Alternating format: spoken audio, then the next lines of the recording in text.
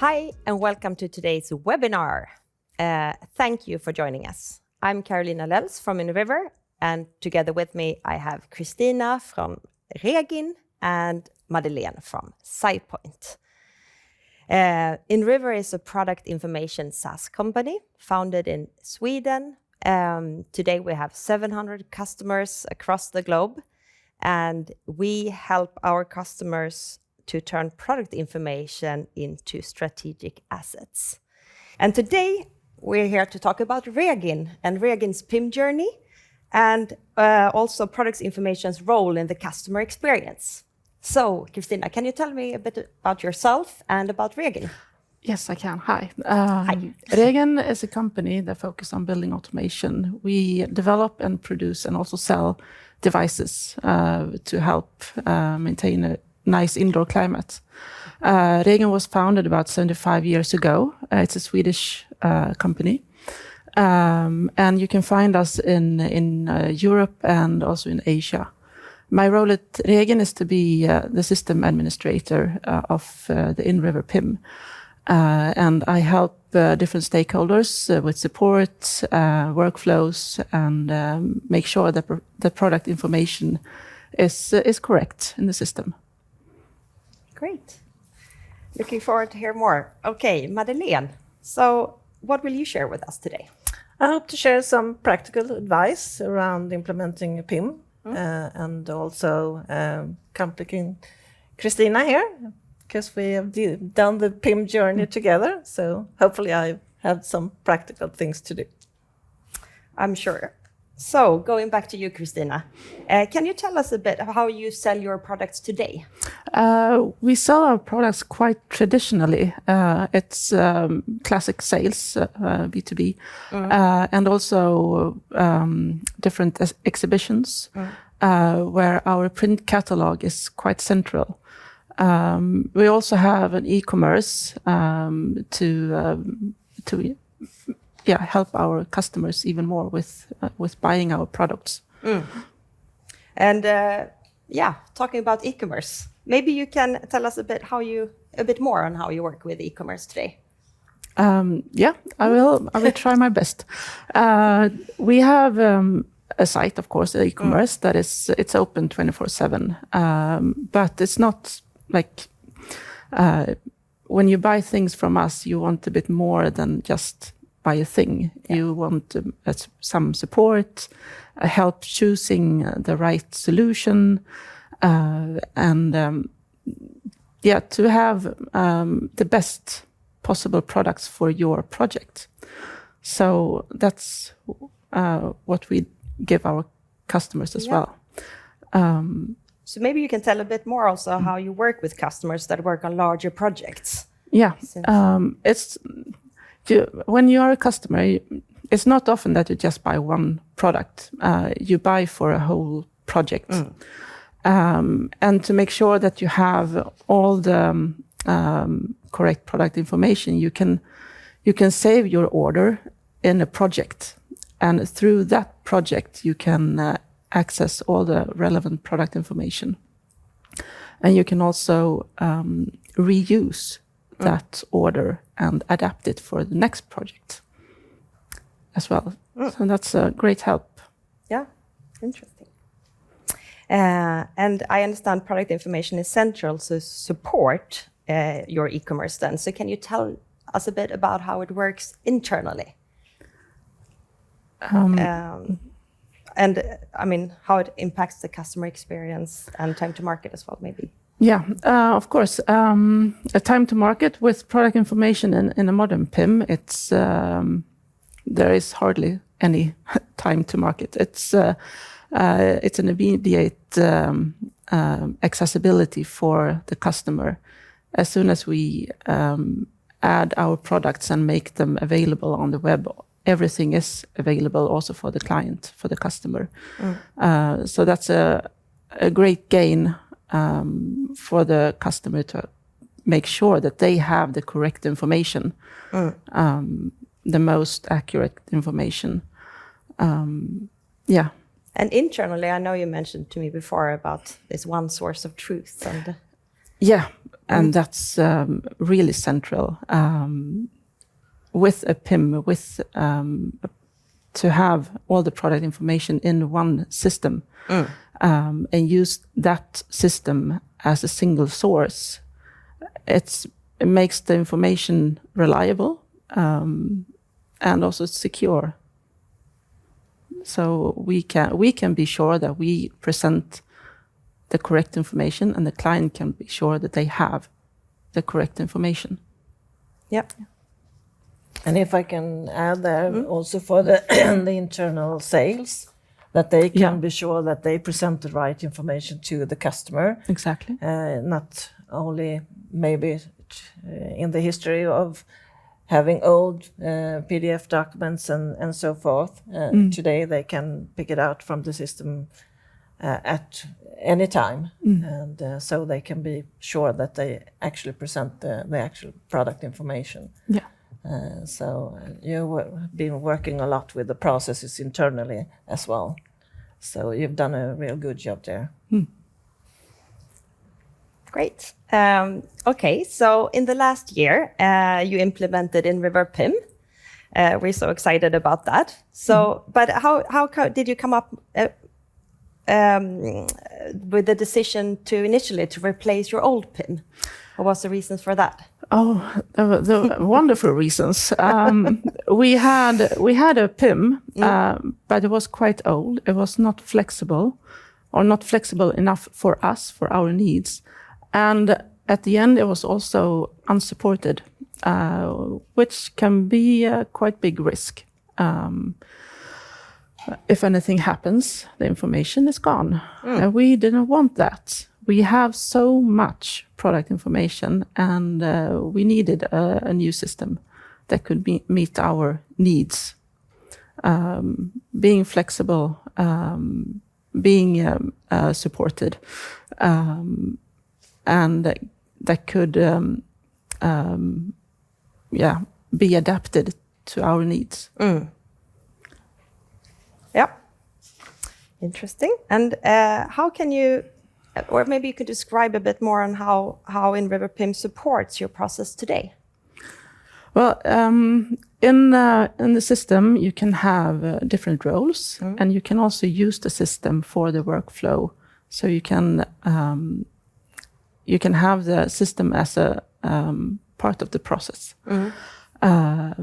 Different stakeholders have different responsibilities. Everyone knows who does what, and you also have the version history, where you can see what has been done, if there's something gone wrong, and where it went wrong and where to fix it.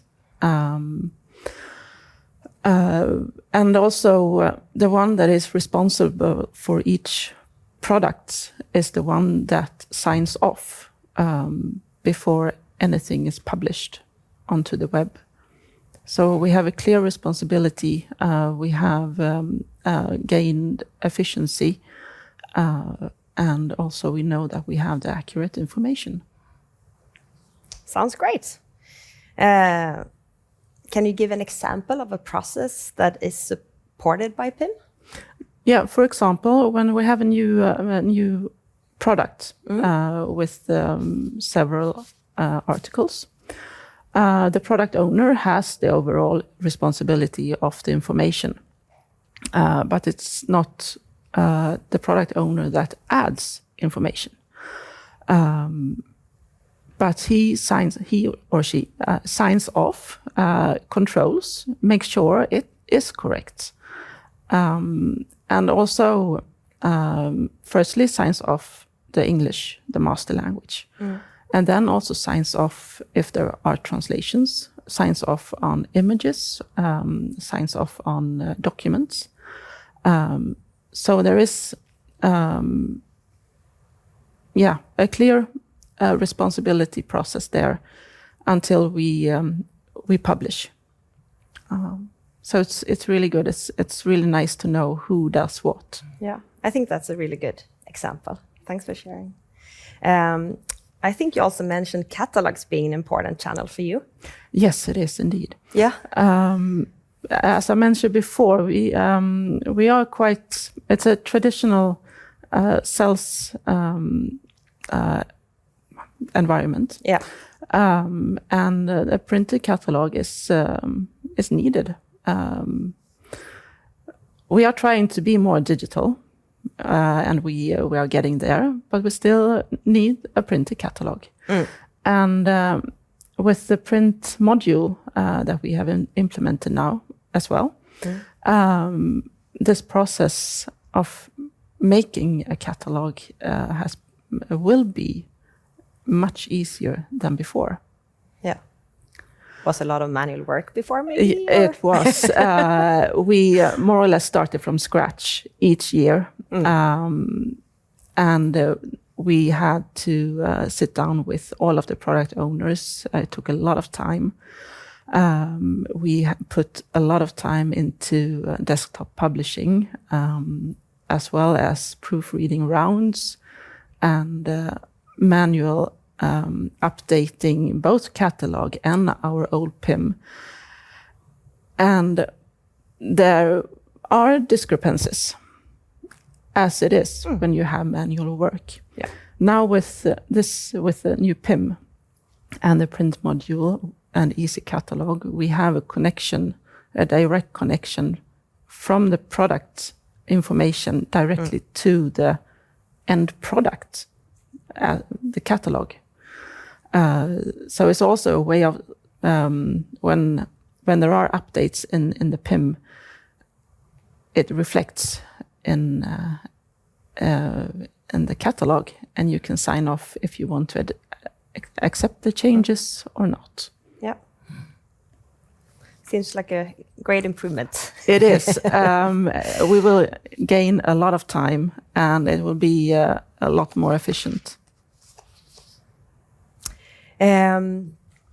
So you mentioned some requirements then and needs, like for a new PIM. Can you talk a little bit more about additional requirements that you had for a new PIM when you chose? Well, I mentioned the flexibility. We have a lot of different kind of products. Some of them are quite easy and simple, but we also have larger systems and more advanced products. And we needed a system that could meet both these needs. And we also needed something that could be used as a single source, and that could be connected to our other systems, like our ERP. And inRiver met all these needs we had. So that's why we ended up with inRiver. Yeah, we love that. So, I mean, my next question was, why did you choose inRiver? You kind of just told us. But anything more to add there that you can think of? I had like the UI I had, for example. Yeah, it is. And that's actually one thing that I enjoy working with inRiver. The UI interface is it's not flashy. It's not a lot of colors. It's not that you don't get disturbed by the interface. It's there. It fulfills the needs, and it's user friendly. It's logical. So it's enjoyable to work with it. Great. And also you have a lot of users working with it. We do. So there's no limitations there in terms of... and that's also very different from our old PIM. We were quite limited in who used it. And now everyone can use it. And that's also the beauty that with the product information, we can put responsibility where it should be and not where it not should be. So, yeah. Yeah. Great. So Madeleine, I mean, you actually recommended inRiver to Regin. So maybe you can share us why you did that. Yeah. And then we actually did a benchmark here towards other systems as well. But in the first edition, it was the complexity of the products. Many B2B companies actually and manufacturers especially do have some complexity in their products. So not every PIM system is formed for that. So inRiver has a function called specifications. That was very interesting for you to be able to use. And also the workflow that Christina has talked about. So both those in combine is a very good match for you. So and also the UI, it's a good UI. It's not the sexiest thing, product information. It's not, but it is logical, and you need to have it, like you said, not in a flashy way, because that actually distracts you. So it's quite straightforward. So that's why I think it suits you well. Yeah. But the UI, the specifications, and the support for workflow. So it was, in this case, quite easy for us. So, and I think it sounds like she's happy. So it's not only me.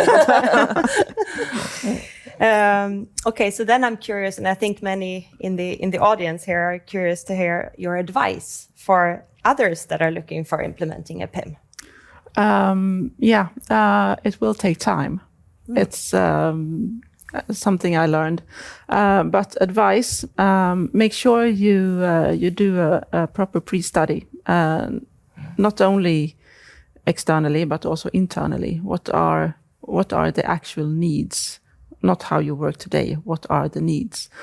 How do you want the product to work in the future? How are the future plans? It's also quite important to have an idea, at least. Involve different parts of the organization. We worked cross-functional all the time. We worked with product development and product owners. We worked with the IT department.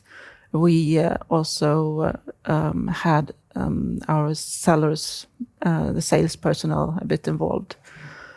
So it's not only one part, it's the whole organization has to be involved. Make sure that the system you use or will choose can talk to your other systems. Those are the one things I can think of right now. I think that's really good. Yeah. Really good in advice. terms of the internal, you said that involve the whole organization.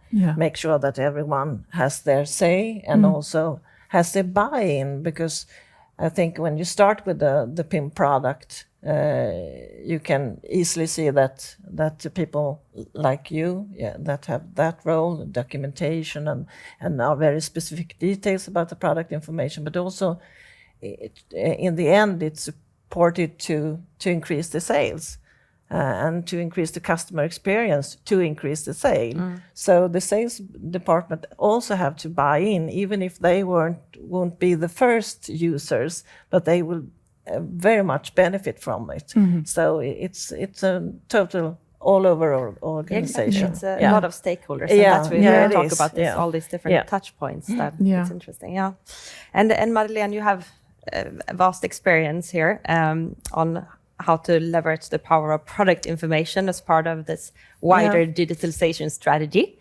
So we're curious to hear about your advices as well. I would like to put in the return of investment discussion in this, because most companies do the PIM to evaluate also the internal process, of course, but they want to scale up their e-commerce. And sometimes the e-commerce decision ends up being so difficult that the decision will not be placed. So I would like to suggest the PIM first approach in this case, because the ROI from the PIM product is always very great, because you have all these internal benefits and the efficiency that you save, all those hours that you save internally gives the ROI for the project immediately. So I think even if you don't know today where your e-commerce is heading, start with the PIM, because that's always the foundation to be able to scale up the e-commerce whenever that happens, and also for the channels as well. No matter what channel you have to have this single point of information where you know that you have your base. So, well, that's, I think people should consider now, because there's a lot of other decisions that might be harder to take, but the PIM first approach you can always be safe with. Sounds wise. So let's do that. Okay, so we're actually starting to get closer to the end here. So to round off, Christina, what are your main gains of PIM? Like, kind of summarize it a bit.